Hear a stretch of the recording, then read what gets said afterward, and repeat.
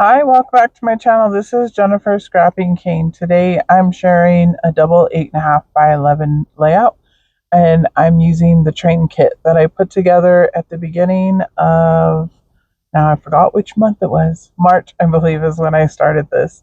And I do plan on going through May, and hopefully it will be done, and I will have a layout share of all of the layouts, including the ones that I didn't create on YouTube, but the ones I had created beforehand of this vacation.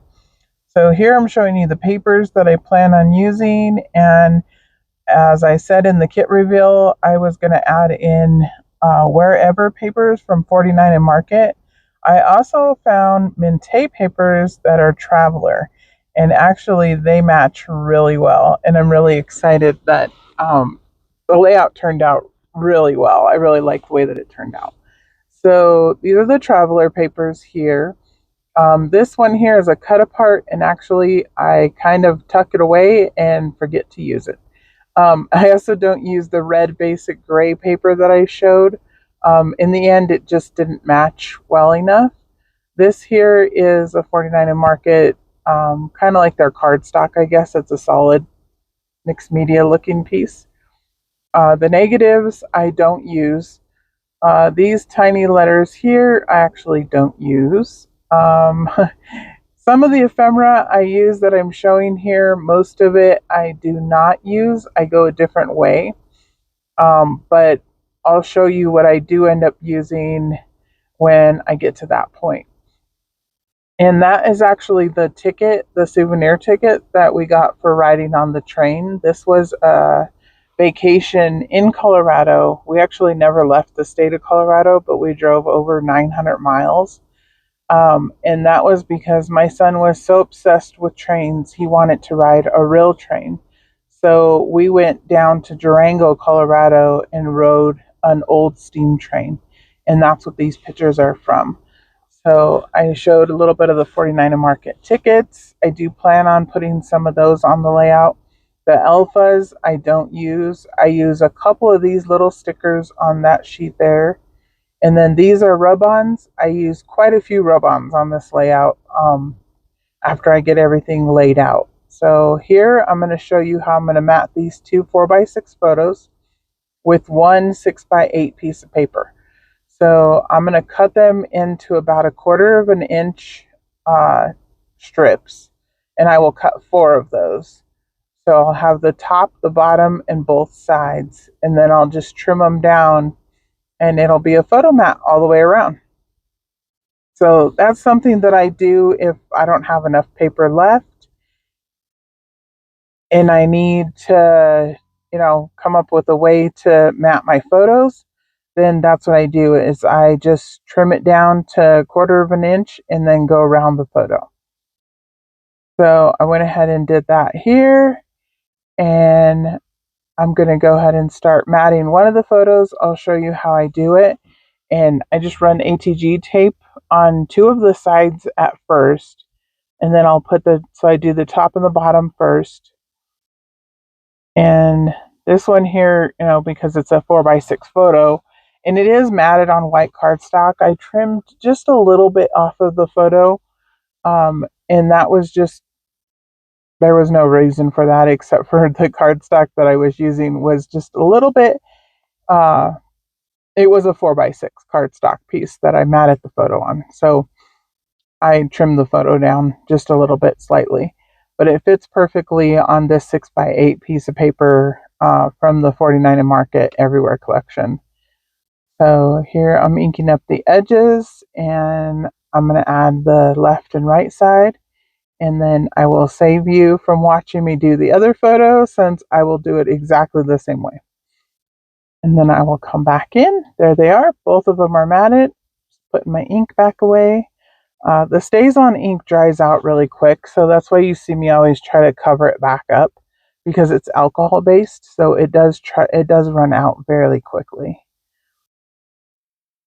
And here I'm gonna piece the background paper together, and this is I used the 49 and Market paper at the top, which was like the cardstock looking paper, and then the Mintay paper is going to go at the bottom. And I cut them in 6 inches, but obviously since it's 11 inches long, one is, a little bit, one is 6 inches and the other one I just tore maybe a quarter of an inch off of it. And then I attached it to the other one. So the Mintay one is the one I tore, and then I inked up the edges of it. So I'm going to do that for both sides of the paper. And most of the design and stuff in the background on the Mintay one gets covered up. So you can't really tell that, I'm using a top and a bottom at the bottom, if that made sense. So they go together, but you can't really tell that in the end because I cover up most of the pieces where they go, they would be top to bottom. So here I'm just making sure they're straight, something I struggle with from time to time when I do this and I piece them back together. That's why I was using the green piece of paper, and that was just to line them up. And so here I'm going to toss all the embellishments back over, trying to get this blue piece of, oh no, actually I'm going to mat the little photos first, and then I will add the Mintay blue paper that you see there. So these are just the rub-ons and the embellishments that I had picked out that I wanted to use. So since I did pre-planning already, this is just me putting it together. So here I'm going to add a little bit of glue, and then I'll just glue this little frame to the photo. And the little die cuts or the laser cuts came from 49 and Market makes a cluster package that you can make clusters with all the pieces, and they have stickers, chipboard, laser cuts, and elements that you can cut out. And I just picked a few of those to use on the layout. So any of the laser cuts or die cuts came from that pack. Or they came from Nature Study. I do end up adding in a couple of leaves that come from Nature Study, and another older 49 and Market collection that's basically a blue collection. I just have a few of the blue leaves that I add in, and the stamps work perfectly, so I add those in. But here I'm popping up this little photo here on Play Foam, and his mouth is really red in this photo, and that was because he was eating a sucker. So his mouth doesn't normally look like that, just so you know. um, so here we go. I'm going to add this blue paper up here at the top, and I tore it at the top and the bottom, so it's basically 12 inches across. And then I'm going to put the photos down, one on each side, so it's going to cover up the end pieces, so you're not going to see those straight edges at the end. And what I'm doing here is just making sure that it's about 2.5 inches from both sides. So if it's not perfectly center, it's fine, but I want it to be pretty close to center. And that's just because to me it'll look better if it's that way, since everything on the photo, as far as the photos go and stuff, most of them go straight down, so they're not at an angle or anything like that. But I wanted to make sure, if it's a torn edge or anything like that, that it still looks straight and symmetrical, basically. So here I cut this with a what is that called? A craft knife. An X-Acto knife. Yeah, that's what it's called. And I just cut the edge there. I could have used my cutter for that, but sometimes if you don't line it up just right, you don't cut it right. So I just use the X-Acto for it, and since it's a glass mat, it's easy to do. So here I'm going to line up these papers again and get those set across. And then I believe I will come in and start adding rub-ons. I don't attach the photos just yet. I had them backwards. And this photo here is actually, you can see the front of the train from where we were sitting about almost at the end of the train, not quite all the way at the end of the train, but we could see the front of the train as we went at this highland part of the mountain. So we were about 400 feet up in the air above water. So of course it goes down into a canyon, and when you're, on the train, if you look out the window like my son's doing, um, you can actually see the front end of the train. So we thought that was pretty cool and took a photo. And these photos are approximately 23 years old. So it was a real camera with film. There was no digital. So I didn't know if I got the picture. I didn't get the picture when we got home. But once we got him developed, it's pretty cute. He's smiling. You can't see the bottom of his face where his smile is, but you can tell in his eyes that he's smiling. And we were looking down the canyon.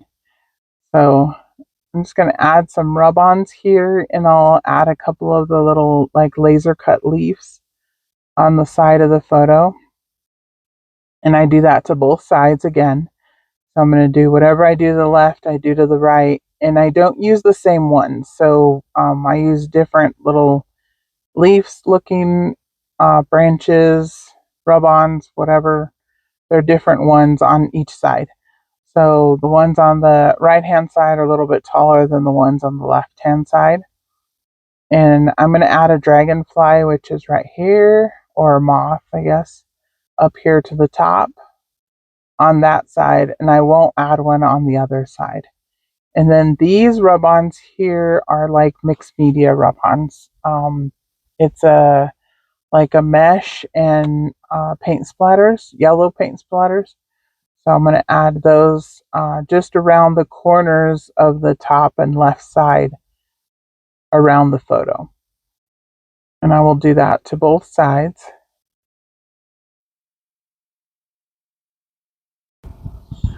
Alright, I'm going to add a few more rub-ons here at the top, and then pretty much the top will be finished, and I will start working down towards the bottom, I believe. I should have a few more train layouts. Like I said, I'm going to try to finish the train layouts this month during May. I know I said that in April, but I really am going to try to finish them up in May and get this complete so I can do a flip through at the end of the month.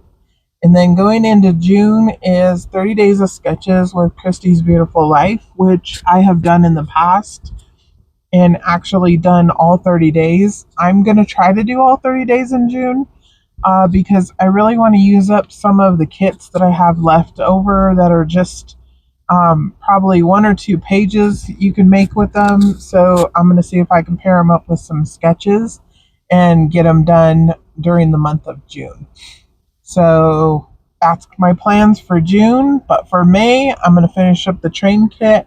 I'm going to finish up the wedding kit. And I'm also going to add in a graduation kit and finish up my goddaughter's graduation photos. So that's what I have in store for May. And I'm going to finish this layout here. I'm adding a little bit of cardstock to the ticket, and the only reason I did that is because it kind of looked different than the photos if it didn't have the white border around it. So I added just a little bit of cardstock around the edge, and I'm going to distress that, and then I will add that to the page. And like I said, that's a souvenir ticket that you receive when you take this train ride. And the train ride still goes on today, and it's from Durango to Silverton and then back to Durango. And it's about a 3-hour train ride. And he was only 3 years old, but he absolutely enjoyed the whole ride. He slept on the way back, on the 3-hour ride back, but on the 3-hour ride there, he was wide awake, looking out into the mountains, watching everything, and, he was so happy just to be on a real train. So I'm doing this photo here at the bottom, and I wasn't sure if I was going to place the train above the photo or below the photo. In the end, it ends up at the bottom. But for right now, I think it's going to end up at the top. So I'm adding a few more rub-ons, and I was going to add that rub-on on top of the photo. I decided not to because it really wasn't going to show up anyways, so I didn't want to waste it. Instead, I'm going to add it on top of this green doily. At first, I was thinking I was going to cover up the entire green doily, but I actually end up adding rub-ons and embellishments on top of it. And the journaling is actually done for this layout. It needs to be redone because there is a few words that are missing for some reason. I didn't notice those typos the first time around, but the layout wasn't finished before. It was just on cardstock paper. And that's how my older son's albums all are, is all of his photos are on cardstock and just placed in the album. And a lot of them have journaling already pre-printed. So I'm trying to make it work the best I can for the layouts. If I can't make it work, I can always reprint it. As of right now, I don't have a printer. My printer decided to die, so I need to get a new one. But we're waiting on that. Haven't done that yet. So I'm just going to use the journaling that's here, and when I reprint it, I'll just make sure that it's in the same general size so that I can place it on top of this one. So trying to figure out how to place these three little photos, and the little photo down towards the bottom is just a big smile from him, and it's matted twice. So it's matted on a brown colored cardstock piece of paper, or the 49 and Market 6x8 paper, and then I matted it on another piece of 6x8 paper, but I'm actually going to take that one away, and that's the number paper. And the only reason I take that away is because it pops a little bit more without that behind it. But I haven't done that as of yet. I think I've pulled it off the mat, but I haven't actually removed the mat from the layout. So here I'm trying to place these little wood trains, and these are from Some Assemblage Required. That's MK Gunn's shop. And like I said, I play with them at the top, but they actually end up at the bottom. And the way that I do that is I tuck the photo underneath the blue torn paper at the top.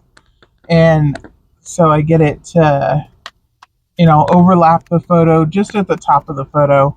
It's not really covering much up. And then I'll add the train down at the bottom. So I'm almost done. I'm going to add a few more little things here and there. I brought in blue tickets, but they were the wrong color of blue. But there is a stamp. Actually, the stamp comes from a different set even than that package there that I showed. All of the stamps or the tickets, the little tickets that I have that are like that, those are from Some Assemblage Required also. She used to include those in her monthly embellishment boxes. I'm not sure if she's including them in all of her boxes this year, but that was a thing last year. She included them in each box. So here I am playing again with those three photos. I just keep moving them around, trying to figure out how they're going to go. And I can't figure it out. So I just give up, throw them up there on the top, and I move on to... I start to cut this sticker sheet and then realize that you can actually peel these little stickers off. I didn't know that until I went to go cut it and then realized that it was actually a sticker that you could peel off. So they're like a washi tape material almost, but they really do stick well, unlike washi tape. And so I put one on each of the photos. The bottom photo to the right says Explore on the little tab, and the other one says Favorite. And I'm going to add them here, and then I'm going to play again with this one over here. And I think I have it. I think that's the way it's going to go. Nothing's glued down or anything like that as of yet. Even the top part is not glued down as of yet. Again, I just kept playing with it. I didn't really like the way that it looked, but I wasn't sure what it was missing. So when I don't like it, I either walk away from it and come back or keep playing with it. So I was watching the Nuggets game last night as I was doing this. So I just kept playing, and I was moving the pictures around, moving the embellishments around, and then I started adding more rub-ons down at the bottom. I added little suitcases right here. Those are suitcases. I added another set of little suitcases on the other side on top of the green doily where that circle compass is. And I just thought those were kind of cute since this train is very old. So, suitcases are fitting because back in the day, this was how you got around was by train. That was the main transportation. So I liked the idea of the older suitcases on the layout. And here I go playing with the pictures again. And I really do like it the way that it looks right now. Unfortunately, that's not the end result. When I come back and I start gluing everything down off camera, I move them around once again. And I will come back and show you the final layout once I glue everything down. But first, I'm going to add a couple more little leaves. And everything is 49 in market as far as embellishments. They're all laser cuts or die cuts or chipboard, um, some kind of ephemera from 49 in market. And the rub-ons also are 49 in market.